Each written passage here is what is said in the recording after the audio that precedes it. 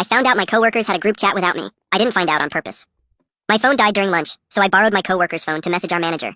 When I opened the app, it was already on a group chat. My name wasn't in it. It was everyone from our team. Same jokes, same nicknames. Even schedule changes I'd never been told about. I scrolled just long enough to realize I shouldn't be reading it. The chat was called Work Stuff, Real. I handed the phone back and didn't say anything. At first, I told myself it made sense. I was quieter than most of them. I did my work and left on time. I wasn't part of the lunch crowd. Still, things started adding up.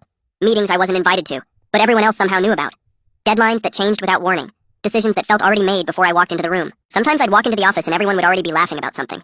When I asked what I missed, someone would say, "Oh, nothing," and the conversation would move on. Anytime I asked about a change, someone would say, "Didn't you see the message?" I'd say no.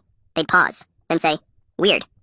After a while, I stopped asking questions in meetings. One day I overheard my manager laughing with the team about something that happened in the chat.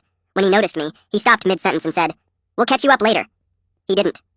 A few days after that, I asked a coworker I trusted, keeping my tone light. "Hey, am I in the main work group chat?" She hesitated longer than I expected. Then she said, "Oh, that one's mostly for quick stuff. You're just really independent, so we didn't think you needed it." I nodded and thanked her, even though that answer didn't really explain anything. The following week, a mistake happened.